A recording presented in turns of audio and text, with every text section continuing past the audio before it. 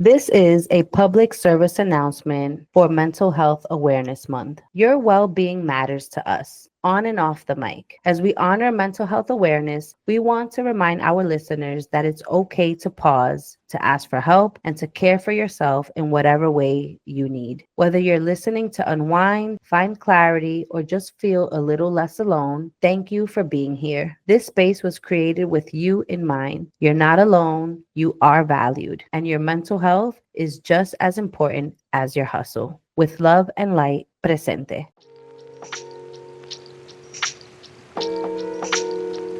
Welcome to Presente, a space and community that vibes on being in the moment, something we are relearning how to do in a fast-moving world. We are excited to be part of a growing movement that talks about topics that we feel haven't been talked about in our Latin culture and womanhood. Be present with us. Take a pause and break down societal norms. Redefine the meaning of existing. Welcome to Presente, the podcast. Wellness beyond the workout.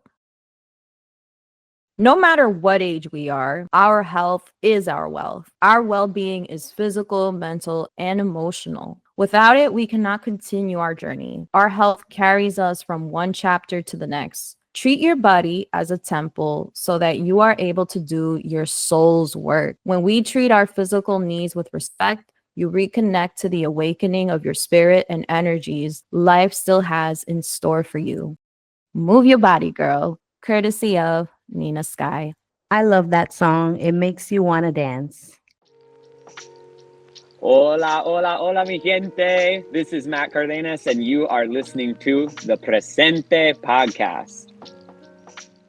Hi, everyone. Today on Presente, we're joined by diversity educator, community builder, and passionate fitness instructor who believes in the power of movement for strength and for healing. With years of experience helping people reconnect with their bodies, Matt brings a supportive approach to fitness where emotional resilience, physical health, and mental clarity all move together. Thank you for joining us all the way from Philadelphia, Matt. We are so happy you are here today. I am so happy to be here. Thank y'all for having me. It is such a joy to see you. We've known each other over the years, and I'm so excited that we've stayed in touch and we can make this happen. I'm excited for the conversation. Thank you. Me too. I'm very thankful that we have stayed connected over the years through the power of social media and supporting each other's small businesses, which is technically how we met many years ago. And it's been very nice. Once again, now we get to collaborate and reconnect, put our voices out there, which I think is very detrimental to a lot that's been going on for people individually and as a collective in society. And while it's still Mental Health Awareness Month, here on Presente, we find it very important to continue to spread that awareness. Who better than you to really speak about this and give us some thoughts, feedback, and demonstrative ways that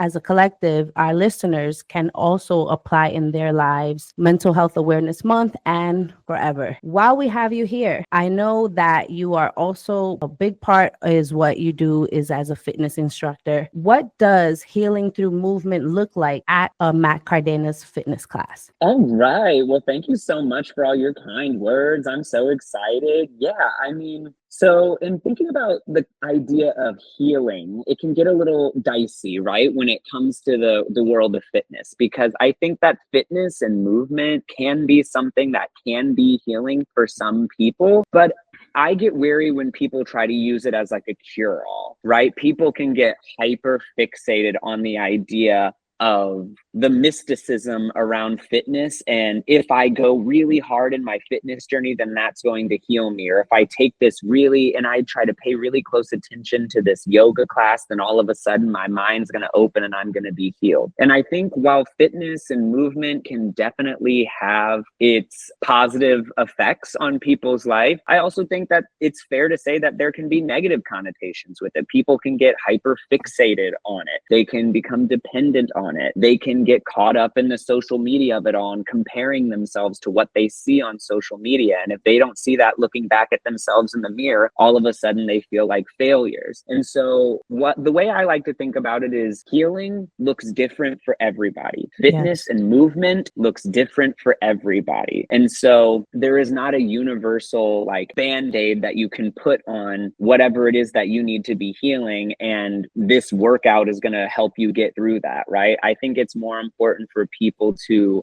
go into a fitness experience and being present in the moment, in the class. A lot of people use fitness as an escape. A lot of people use fitness as a way to treat themselves. A lot of people use fitness as a way, like for me, I'm in my 30s now. I'm not going to clubs no more. So for me, when I'm in a fitness class, that's almost like my chance to get my body moving in the way that I used to when I was, you know, a young kid in the gay bars and Hell's Kitchen. And I don't do that anymore, but I still get to sort of channel that similar energy in movement in my fitness classes with the loud music and everything. So I think it can be a healing way of moving your body and a way of healing yourself. But I think it's important for people to understand that healing is going to look different for everybody depending on what exactly it is that you need to heal. I want to say that, like you say, that part right there, that part where healing it's a unique journey for everyone, and it looks very different, and it's always best to approach any, I guess, new beginning in your life,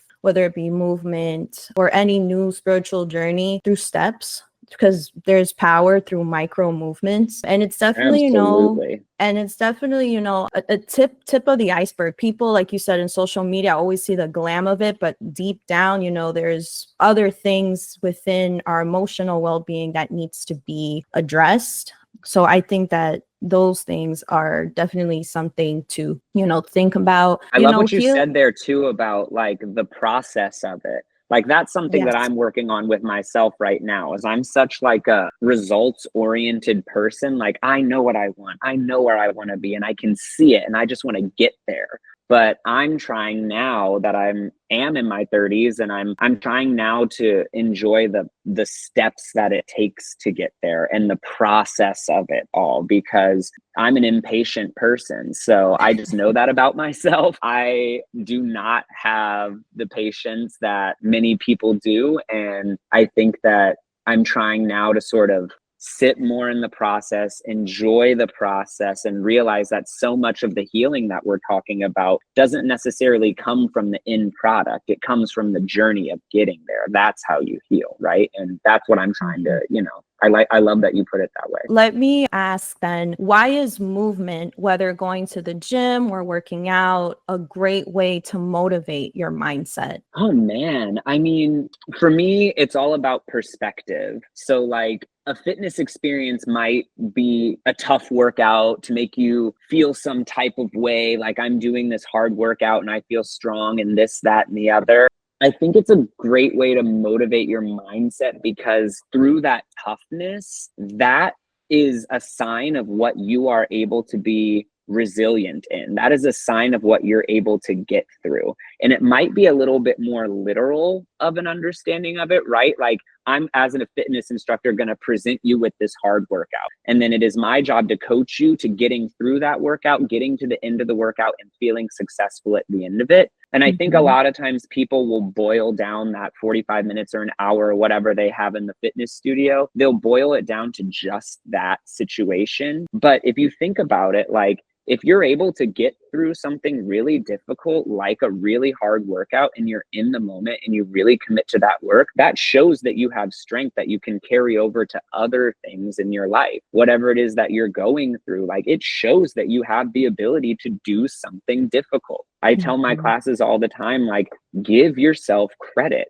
Like we just sat on this bike and sweat our asses off, and we were working so hard, and you unclipped and you left the class and you felt good about what you did. That is proof right there that you are able to go through difficult things and come out on the other side feeling fierce and able to hold your head up high. So it might not be the exact same sort of literal translation, but it shows that if there are difficult things happening in your life outside of a fitness studio, you have the capabilities to get through it, And it's easier said than done, and different situations are going to require different things. But I think using movement as a way of like a proof of concept of showing that you're able to get through something difficult, and then taking that mindset and applying it to other things that you're going through that are difficult in your life, I think that's a really great way to go about looking at it. No, it really is. Prior to motherhood, I literally was in cycling every like Saturday. It didn't matter if I went out on a Friday night. That was my Saturday afternoon brunch. And I recall during those times just literally going to my classes and thinking mind over matter, mind over matter, mind over matter, because I really wanted to feel, I guess, healthy and fit. But you mentioned resilience and strength, and little did I realize I was tapping into that every time I was going to these classes. And now with motherhood, I'm thinking to myself, like, yeah, I got through that too. I got through this. And, it brings me to my next question, because, the emotions come and go, highs and lows. And I know that we are not always 100%, and it looks different on each and every one of us. You have to show up, I guess, for yourself and for your class. And just some advice, like, how have you ever felt that way, where you felt fit but not well, and what shifted? Like, what helped you, I guess get back into the zone? Because I'm trying to get there. First, what I want to say is, like, I think that what you just said before that, like pre-motherhood, where you were like, I didn't care, rain or shine, I'm going to this cycling class and I'm showing up and I'm doing it for myself.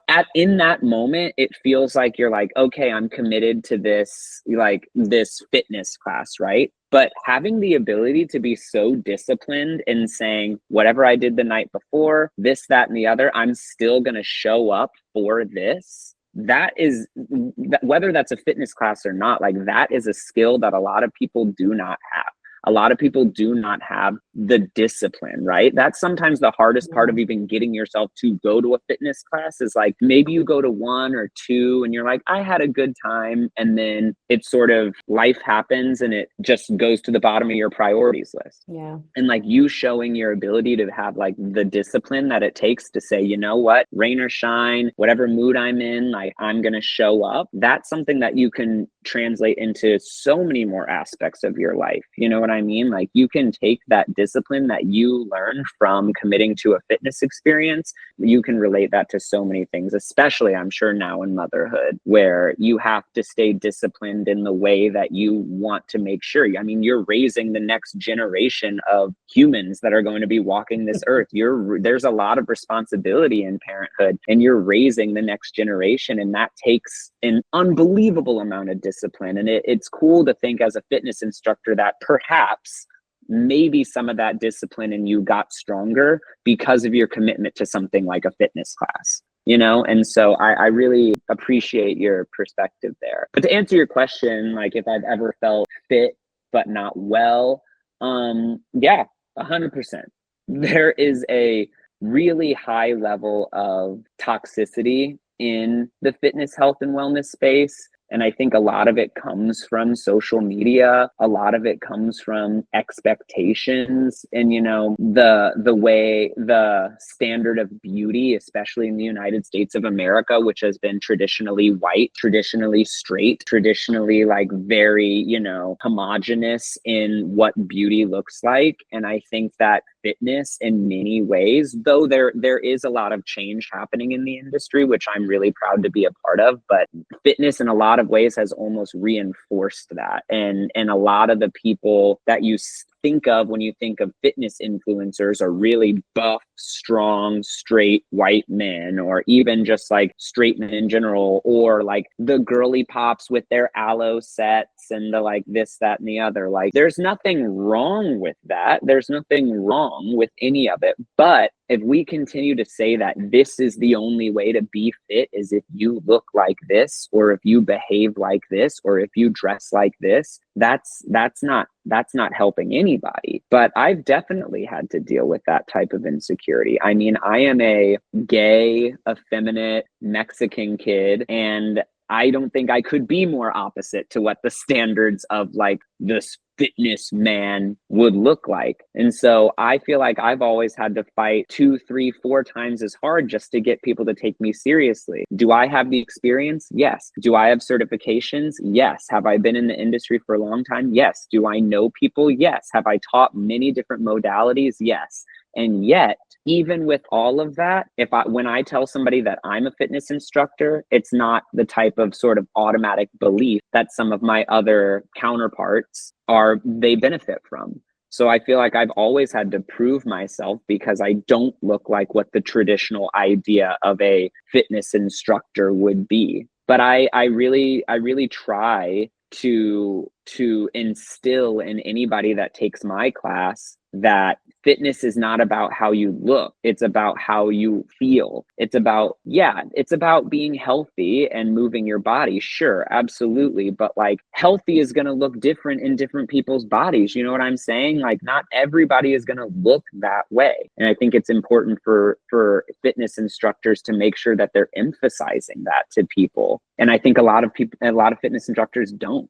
I definitely feel like you're breaking barriers and you're changing the narrative when it comes to, your experiences and shifting, like you said, the collective, because like Beyonce said in the Renaissance album, America has a problem. Mm-hmm. So it's very, I think it's wonderful that you are being completely 1000% aligning authentic to you, yourself, and what you embody and build your community on as to who you are. And I think that's great. Well, and I love that you brought Beyonce into this because think about it. Like a country artist up until recent time has never been thought of as a Black woman, but country music has its roots in rhythm and blues music, which comes from the Black community. We wouldn't have what we know today as country music if not for Black people creating that genre of music, which then evolved into country, which was co-opted by predominantly white artists. And then Beyonce released this banger of a country album, and all of a sudden it's getting all these questions about its legitimacy as a country album because it's a Black woman who did it. And it's like, you wouldn't have your idea of country music, you wouldn't have that if not for Black women. And now a Black woman is succeeding in that space and you want to bring it into question? Nah. That's not how it's that's not what we're doing here, right? And so I think that's why, like, when I first started getting my passion about fitness, I just loved it because I played sports when I was younger, I danced for a long time, and I just loved movement. But when I looked at who was leading the classes, not one of those people look like me. And I think that it's so important that people see people who are built differently, who have different complexions, who are from different places being leaders in the fitness space so that they can understand that they do belong there. Because for so long, me included, I didn't feel like I was supposed to be in that space. And I'm a troublemaker. So if I feel like I'm not supposed to be there, damn well that's the first place I'm going to be. So Oh, I love that. I love that. And you continue to break those barriers and continue to create that impact and be authentic to yourself because it's working. It's working in your favor, in your purpose, what you're doing inside and outside of the fitness class. And I commend you for it. I think that, as you go forward in this new journey, like you said, it's a journey. Remember to keep the patience, because I overheard someone tell me, well, not me, but I was eavesdropping. I heard someone say a long time ago, patience is your friend. And while you may break barriers and stuff like that in this new that you're going with in your new journey, just keep in mind to stay grounded and be patient, be present, because it's all and authentic. It's all working in your favor, and you're leading by example. And I love that for you. I'm excited to see what's next for you. And again, outside of the fitness class, as a diversity educator and community builder, what are some healthy practices between mind, body, and soul, I guess, that can help others feel grounded, both mentally and if you want to throw physically, that's fine. For me, I think that this is sort of a double-edged sword because my instinct is to say for people, one of the biggest things that I can say for people if they want to have healthy practices and live a healthy life is to stay woke, stay informed, stay active in your communities. Like, this idea of being woke is such like a weird like trigger word now, and I'm like, the opposite of being woke is being asleep, and why would you want to be that? The idea of being woke is just being aware of the fact that we live on this crazy floating rock in space, and there are millions, billions of people who occupy this crazy floating rock in space, and every single one of those people goes through life in their own individual way. And being woke is just a way of understanding the fact that people go through life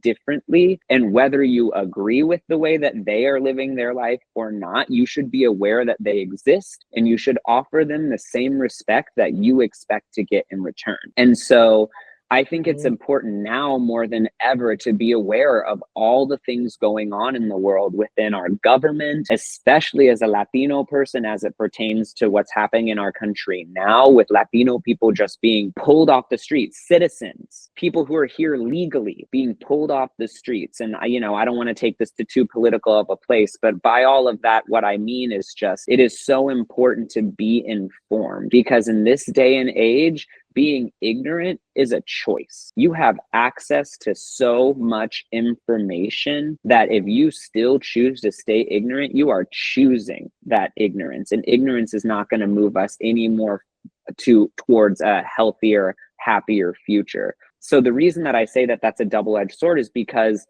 absorbing all of that information can be really heavy.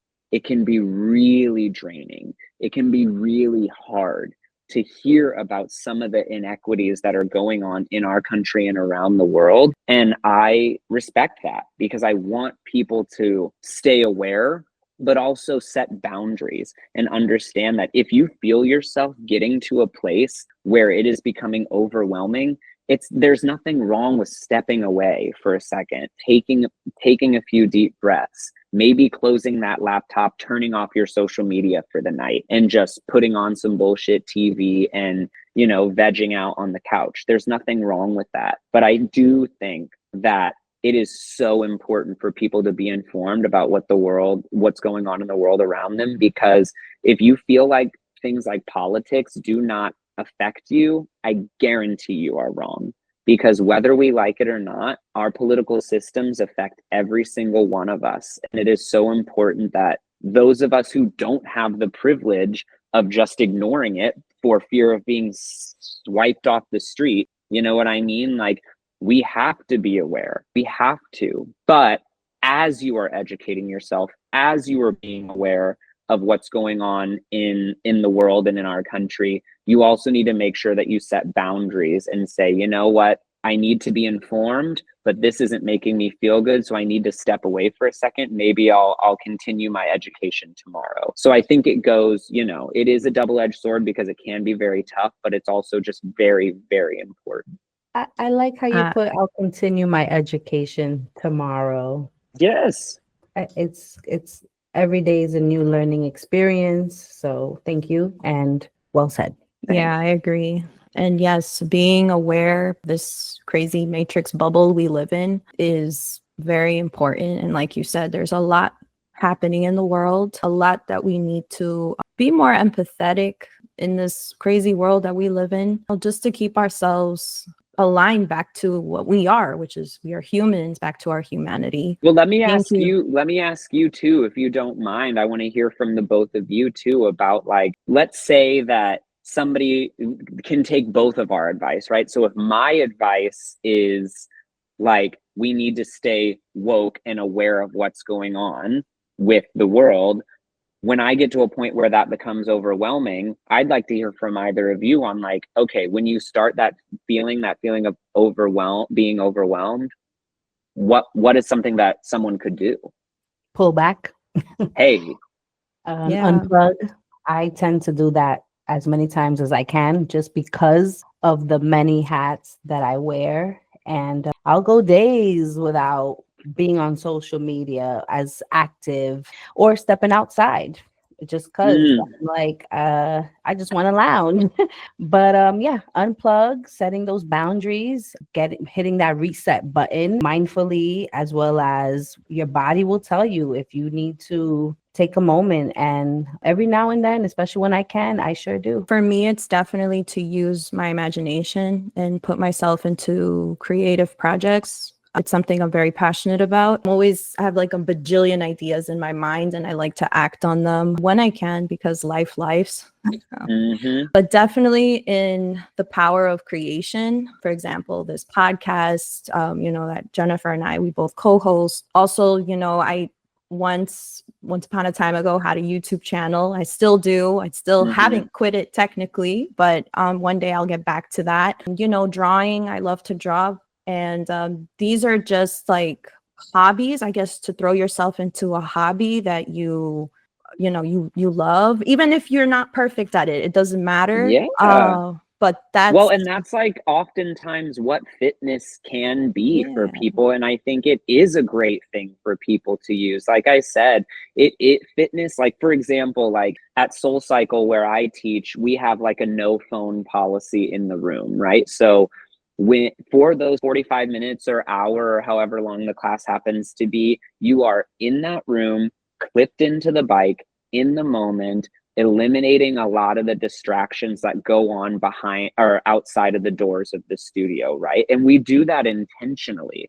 We do that to encourage being presente, right? We encourage people to be in the moment because it's such a blessing and a privilege to be able to unplug and to be able to sort of like say, all right, I'm going to take this time for myself. I'm going to funnel all of this crazy energy that I have from the overstimulation of the world, and I'm going to put it into this bike. I'm going to put it into this yoga class, or I'm going to put it into lifting this heavy thing, whatever it might be. And I think that's a really great way to use fitness, not necessarily as a means to heal, but as a means to stop hurting, And speaking of mental health, do you have a favorite quote or affirmations or song that helps you feel good? Baby, tira ma fotos. No, I'm just kidding. I mean, I'm not kidding. I do love that song.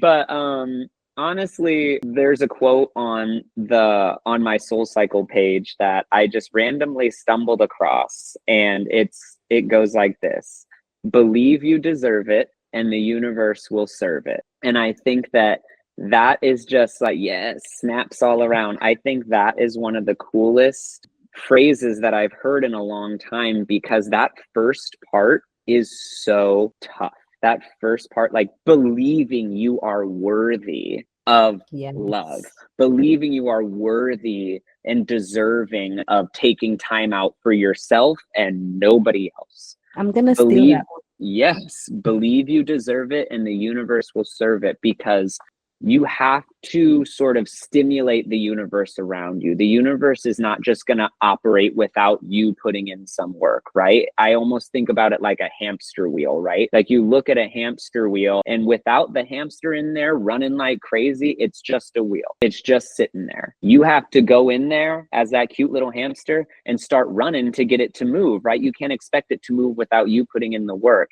And in this case, like, you have to believe that you deserve good things, right? You deserve happiness. You deserve love. You deserve to feel proud of your accomplishments. And I've been saying this to a lot of my classes lately too, like, stop waiting for other people or other forces to validate you or to compliment you. Because if you wait around for everybody else to give you that validation, you're going to be waiting for a long time.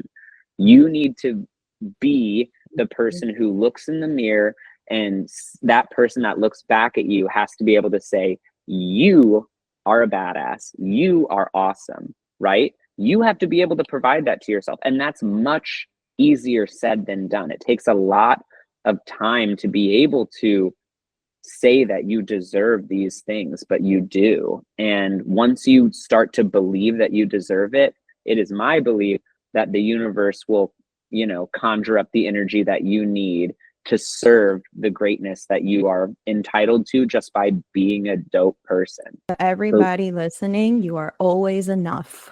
Hey, amen. Amen. Yeah. And like I said, it's that belief part, right? Because like you can like go to a yoga class and like breathe, inhale, inhale, believe in yourself, and exhale, your whatever it might be, like these sort of yogi like phrases that you might hear. And you can do that on a surface level. You can say the words. You can say, I deserve it, but do you actually believe what you're saying? And that's going to be the key, right? And that takes a lot of time.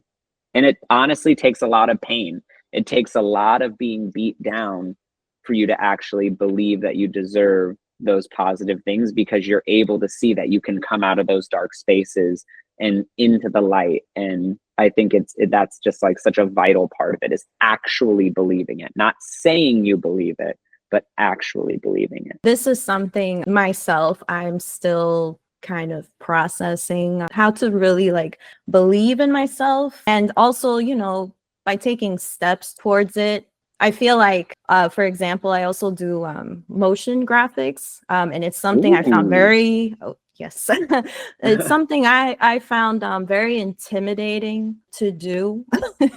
But I was like, Jissela, you have learned these skills, now just take what you've learned and now create, the visual, picture that you have in mind, I guess, to say something, but through your artwork. But it's still a work in progress. And make mistakes. Yes. Make mistakes. Make mistakes. That's like my biggest thing too, is like, especially like bringing it back to fitness, is like sitting on a bike and moving your body to the beat of the music in a loud, dark room with candlelight, all of these things. It can be so overwhelming. Do not expect yourself to be perfect at it from the jump, right? Like, make mistakes, learn, train. That's how you get better, right? Like, that's just, and I think that's pretty cliche. Like, I think people sort of have been saying that for a long time, is like, when you fall, dust yourself off and get back up. But again, that's a hard thing to do, but you have to be willing to be like, when I was an actor, one of the big things was like strong and wrong. Just like make a strong choice as an actor, even if it ends up being completely wrong, even if it ends up sounding crazy, even if it ends up looking crazy, at least you had the balls to make that a strong choice, and then we can adjust and fix it as needed. But like, it's so much harder to pull that out of somebody rather than having somebody give it and then have to just like create it to where it fits what it needs or tone it down, right? But like getting people to just be strong and wrong, right? And that's like, I think that's great that you sort of found this hobby and you're like, you know what, I'm gonna go for it and I'm gonna figure it out. And that is something that you should be giving yourself credit for. Yeah, thank you. Definitely, always do things with grace. I think this is something our generation, I'm a millennial, so our generation is We're learning. children of the 1900s, right? Yes. That's awesome. Thank you so much for the words. Definitely, we'll take that to heart, and thank you. It's been a pleasure. Thank you. I definitely think that you've given some great advice for our listeners to not put all that pressure on ourselves in anything, in any aspect. And once again, we're only human, and continue to be mindful of that. Stay woke, my people. Stay woke, and look out for one another for sure. How may our listeners get in contact with you? Yeah, okay, so I'm based in Philadelphia. What's good? Philly. I'm new to Philly. I just moved to Philly about a year and a half ago. I'm going on 2 years from New York. I spent about 10 years in New York for that. And so I'm in Philly. I teach for Soul Cycle. I'm really, really blessed to teach for a company like Soul Cycle that does value such diverse perspectives in their instructors, in their staff at HQ, in their desk staff, and most importantly, perhaps, in their writers, and I'm really blessed. So I teach at Soul Cycle here in Philadelphia. There's a studio in Rittenhouse Square. There's one in the suburbs at Ardmore. I would love to support. Come in, clip in, take a class, support the rest of the instructor team. I'm also on Instagram at the Matt Cárdenas. So that is MattCardenas. So just the, and then my name, the one and only. And that's where you can catch my goings on. If you think that political content and posting on my story about politics is going to be something that might be a little bit draining, feel free to follow me and then mute my stories, because I'm always going to be raising hell about something. But I think it's so important that we support our communities, that we use our voices, and that we just sort of just like spread love, right? Because at the end of the day, like, as corny as it is, like, love to me is so much stronger than like hateful behavior, right? And I want people to understand that they are worthy of taking up space. Do not make yourself smaller. Do not do it. People will tempt you with trying to make you feel smaller or speak softer. You have just as much right to take up as much space as you want as anybody else. So that's my big piece of advice. So come hop on a bike with me at Soul Cycle, follow me on Instagram, stay up to date, and I'm really grateful that we got to have this chat. Me too. Yes. Yes, Matt. Ladies and gentlemen, thank you, the one and only Matt Cardenas. Be sure to check in and follow him. Thank We'll you, Matt. definitely have to attend the class now that I know, Yes, my Philly sister. Yes. Awesome. Hola, hola, hola, mi gente. This is Matt Cardenas, and you are listening to the Presente podcast. The power of micro moves. One step, one habit, one. A new beginning to infinity until it becomes consistency. This will look different from person to person, physical, emotional, and mental well-being. If you've ever thought about any of it in any sort of capacity, is a huge sign that you're ready to break old patterns. The power of micro energy is recognizing that a change in lifestyle is unfolding and is filled with balance, purpose, and alignment. Alignment is balance. It is key, the portal or doorway to an evolved version of you. I'm sure on social media, you've seen various graphics with the phrase, "You've changed." And the person replies, "Aren't we supposed to?" That's the power of micro. It's giving energy, lovelies. Bring on the good energies. Well, I must say that moving helps shape us and shift us in physically and mentally. If and when you have the chance to move your body, move those muscles, and enhance your well being, productivity, and mindset, please do so. There are plenty of ways to move and to heal through movement. Some recommendations are going for a walk, running, swimming, yoga, dancing, and exercise. Overall, the point is for your wellness to be beyond the workout, to heal through movement at your pace and your comfort.